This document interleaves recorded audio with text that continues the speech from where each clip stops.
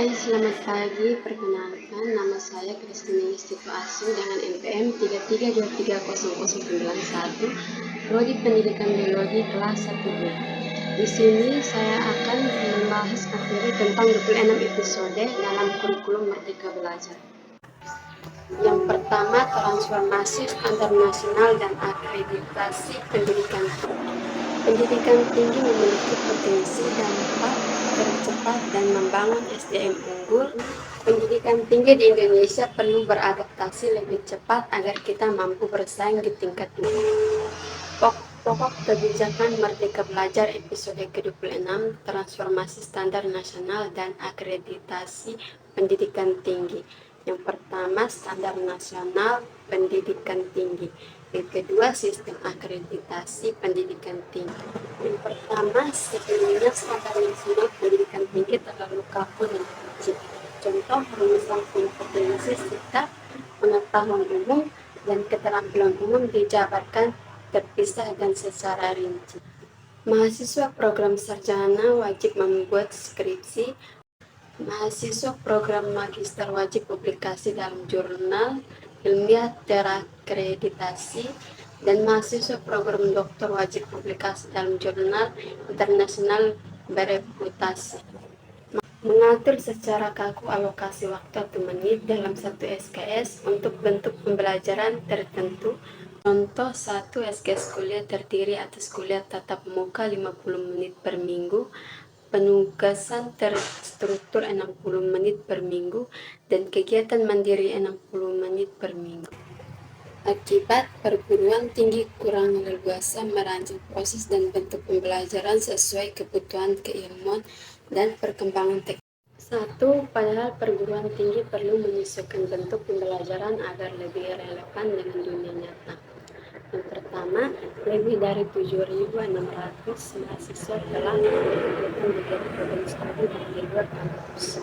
Yang kedua, lebih dari 1.000 kolaborasi penelitian antara perguruan tinggi dan industri telah terjadi dengan melibatkan lebih dari 33.000 mahasiswa dan 5.600 dosen. Perguruan tinggi perlu ruang lebih luas untuk menilai hasil pembelajaran di luar kelas. 1. Melalui Merdeka Belajar episode ke-26, standar nasional pendidikan tinggi bertransformasi menjadi lebih sederhana.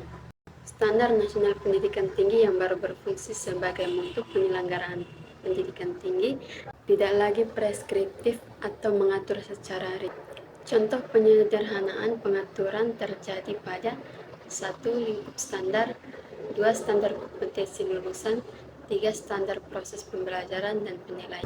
Penyederhanaan lingkup standar. Standar penelitian dan standar pengabdian kepada masyarakat masing-masing terdiri atas 8 standar, yaitu 1. Standar hasil, 2. Standar isi, 3. Standar proses, 4. Standar penilaian, 5. Standar pelaksanaan, 6. Standar syarat pras, 7. Standar pengelolaan, 8. Standar pendanaan.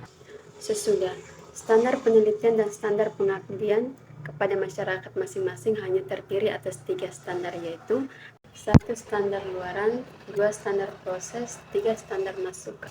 Dampak positif: memberikan ruang lebih luas kepada perguruan tinggi untuk mendefinisikan kegiatan penelitian dan pengabdian kepada masyarakat sesuai misi serta situasi dan kondisi setempat. Mengurangi beban pelaporan dalam proses akreditasi. Yang berikut penyederhanaan standar kompetensi lulusan. Yang pertama, rumusan kompetensi sikap, pengetahuan umum, dan keterampilan umum dijabarkan dengan terpisah dan secara rinci. Yang kedua, mahasiswa sarjana atau sarjana terapan wajib membuat skripsi. Yang ketiga, mahasiswa magister terapan wajib menerbitkan makalah di jurnal ilmiah terakreditasi. Yang ketiga, mahasiswa doktor terapan wajib menerbitkan makalah di jurnal internasional bereputasi. Sesudah, yang pertama, kompetensi tidak lagi dijabarkan secara rinci. Yang kedua, perguruan tinggi dapat merumuskan kompetensi sikap, pengetahuan, dan keterampilan secara terintegrasi. Yang ketiga, tugas akhir dapat berbentuk prototipe, proyeksi atau bentuk lainnya, tidak hanya skripsi atau tesis disertasi. Yang keempat, jika program studi sarjana atau sarjana terapan sudah menerapkan kurikulum berbasis proyek atau bentuk lain yang sejenis, maka tugas akhir dapat dihapus atau tidak lagi bersifat wajib. Yang keenam, mahasiswa program magister atau magister terapan dan doktor atau doktor terapan wajib diberikan tugas akhir, namun tidak wajib terbitkan di jurnal. Dampak positif. Yang pertama, program studi dapat menentukan bentuk tugas akhir. Yang kedua, menghilangkan kewajiban tugas akhir pada banyak program studi sarjana atau sarjana terapan. Yang ketiga, mendorong perguruan tinggi menjalankan kampus merdeka dan berbagai inovasi pelaksanaan Tridharma. Yang berikut penyederhanaan standar proses pembelajaran dan penilaian. Yang pertama, mengatur pembagian waktu per 1 SKS seperti tatap muka 50 menit per minggu, penugasan terstruktur 60 menit per minggu, dan kegiatan mandiri 60 menit per minggu. Yang kedua, penilaian mata kuliah hanya dalam angka atau huruf, dan tingkat dihitung sebagai indeks prestasi atau sesudah. Yang pertama, 1 SKS didefinisikan sebagai 45 jam atau per semester, dengan pembagian waktu ditentukan oleh masing-masing perguruan tinggi. Yang kedua, penilaian mata kuliah tidak hanya berbentuk indeks prestasi, tapi juga dapat berbentuk lulusan atau tidak lulus atau file. Yang pertama, khusus pada mata kuliah yang berbentuk kegiatan di luar kelas atau seperti kegiatan kampus merdeka. Yang pertama, khusus pada mata kuliah yang berbentuk kegiatan di luar kelas atau menggunakan uji kompetensi. Yang kedua, mata kuliah tidak dihitung dalam indeks prestasi atau IPK. Dampak positif. Yang pertama, perguruan tinggi dapat menentukan distribusi yang terbaik sesuai karakteristik mata kuliah, tidak terbatas pada kegiatan belajar dalam fields. Yang kedua, tidak memaksakan penilaian atau indeks prestasi yang kaku pada kegiatan di luar kelas atau uji kompetensi. Inovasi hanya bisa dilakukan dengan ruang gerak yang luas.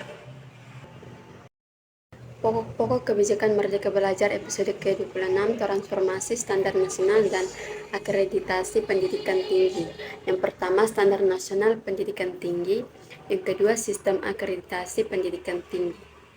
Kedua, Merdeka Belajar episode ke-26, kampus Merdeka melalui langkah awal transformasi sistem akreditasi. Dalam episode tersebut diumumkan bahwa 1. Akreditasi diperbaharui secara otomatis setiap 5 tahun. Yang kedua,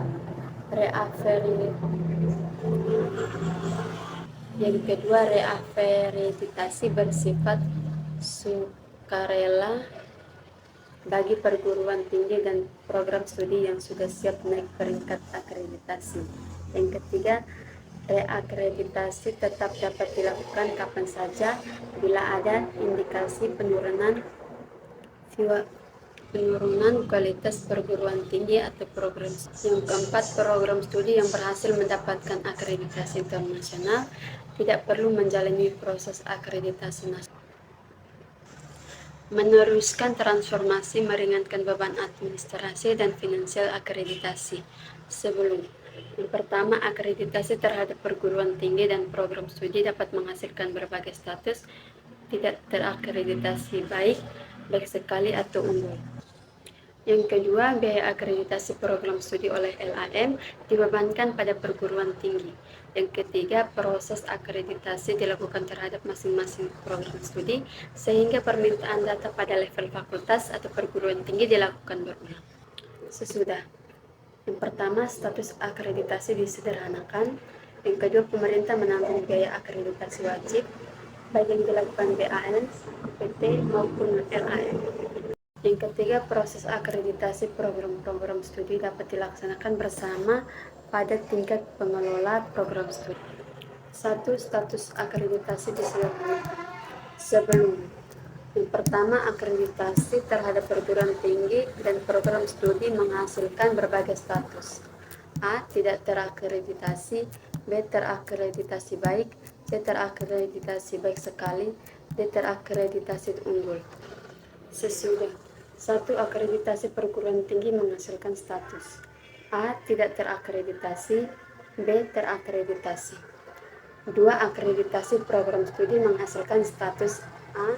Tidak terakreditasi, B. Terakreditasi, C. Terakreditasi unggul, D. Terakreditasi oleh lembaga akreditasi internasional.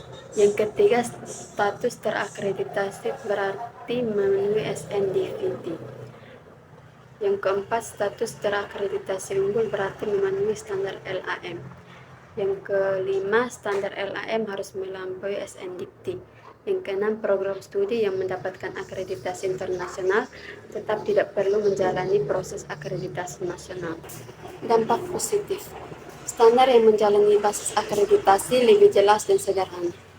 Yang pertama, instrumen akreditasi juga lebih sederhana dan mengurangi beban administrasi perguruan. Yang berikut, pemerintah menanggung biaya akreditasi wajib. Sebelum yang pertama, biaya akreditasi program studi oleh LAM dibebankan pada perguruan tinggi. Sesudah. Yang pertama, status terakreditasi bersifat wajib, tapi status terakreditasi unggul tidak bersifat wajib. Yang kedua, pemerintah menanggung biaya asesmen untuk status terakreditasi. Yang ketiga, perguruan tinggi menanggung biaya asesmen untuk status terakreditasi unggul. Dampak positif. Yang pertama, perguruan tinggi tidak lagi menanggung biaya asesmen untuk status terakreditasi yang bersifat wajib. Yang kedua, perguruan tinggi yang belum mampu atau merasa belum perlu untuk program studinya mendapatkan status terakreditasi unggul tidak harus mengajukan asesmen akreditasi unggul ke LAM. Yang berikut, akreditasi dapat dilakukan pada tingkat unit pengelola program studi. Sebelum, yang pertama, proses akreditasi harus dilakukan terhadap masing-masing program studi dengan pemerintahan data yang berulang. Sesudah. 1. Proses akreditasi dapat dilaksanakan pada tingkat unit pengelola program studi, yaitu departemen atau jurusan atau sekolah atau fakultas, sehingga data yang sama dapat diserahkan sekaligus untuk beberapa program studi. Dampak positif yang pertama, akreditasi lebih sederhana dan mengurangi beban administrasi perguruan. Langkah-langkah selanjutnya bagi perguruan tinggi, badan akreditasi nasional perguruan tinggi dan lembaga akreditasi masyarakat perguruan tinggi. Yang pertama, menjabarkan standar nasional pendidikan tinggi sesuai dengan tingkat mutu, leluasan substansi, serta visi dan misi masing-masing dalam bentuk standar pendidikan tinggi. Yang kedua, menyesuaikan penyelenggaraan perguruan tinggi dengan peraturan baru dalam waktu paling lambat 2 tahun. Yang ketiga, peringkat akreditasi yang ada: A. Unggul, B. Baik sekali, C. Dan baik, tetap berlaku hingga masa berlakunya selesai. Yang keempat, perpanjangan status akreditasi dan menggunakan status akreditasi yang disederhanakan. BAN, PT, dan LAM. Yang pertama, tidak lagi menarik biaya ke perguruan tinggi untuk asesmen status terakreditasi yang bersifat wajib. Yang kedua, menyesuaikan instrumen akreditasi dengan standar nasional pendidikan tinggi dalam waktu paling lambat 2 tahun. Dengan transformasi standar dan akreditasi pendidikan tinggi yang lebih merdeka, maka yang pertama, perguruan tinggi memiliki ruang gerak lebih luas untuk melakukan diferensiasi misi. Yang kedua, beban administrasi dan finansial perguruan tinggi untuk akreditasi berkurang. Yang ketiga, perguruan tinggi bisa lebih adaptasi dan fokus pada peningkatan mutu tridharma perguruan tinggi.